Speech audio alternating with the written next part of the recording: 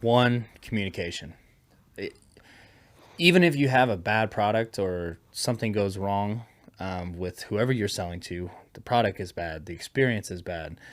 If you can communicate with anybody and make sure that you are on the same page with whoever your client is, or even if you're jointly working on a project with someone else, having constant communication, making sure that everything is laid out, that everybody is on the same page, that'll solve 90% of your problems right there.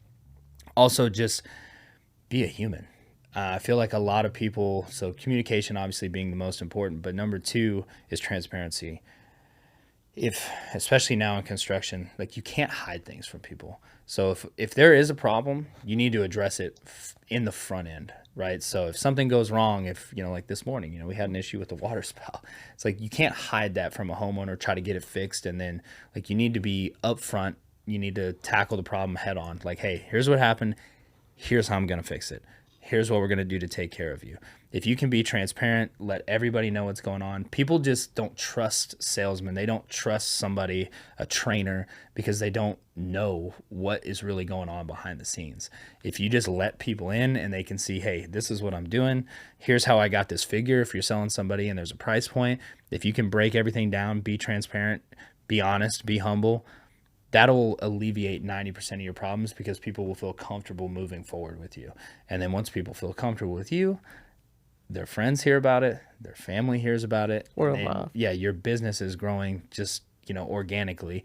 But those two things, communication, that's what I see 90% of the time, whether it's been in roofing, whether it's been in fitness, whether it's, in vehicles.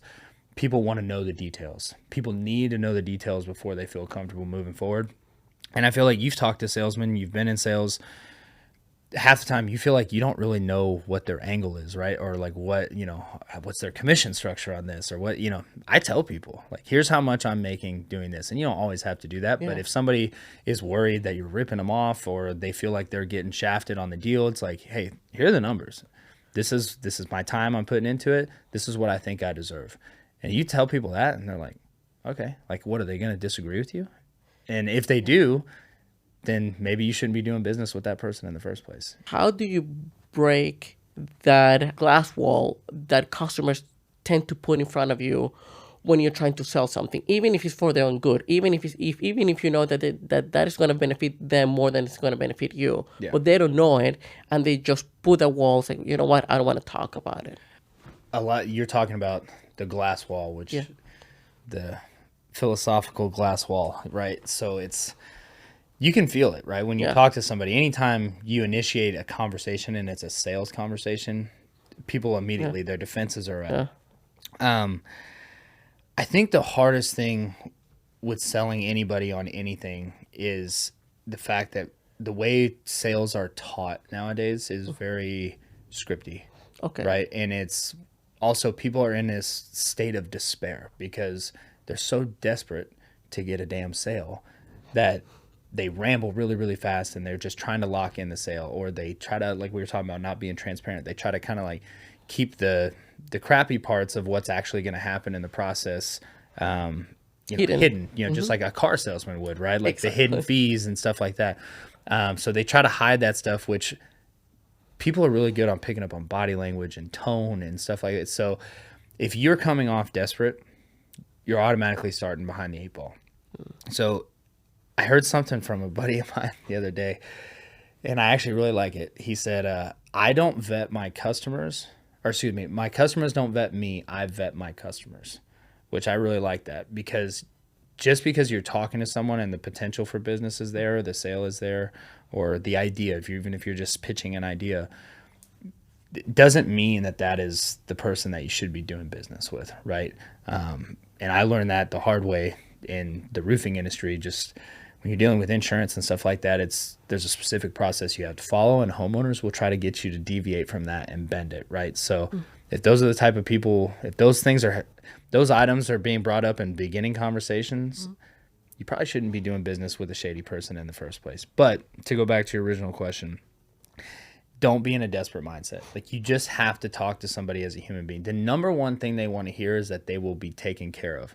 So you need to establish three things. One, you need to know what their overall end product is. Like, what are they looking for?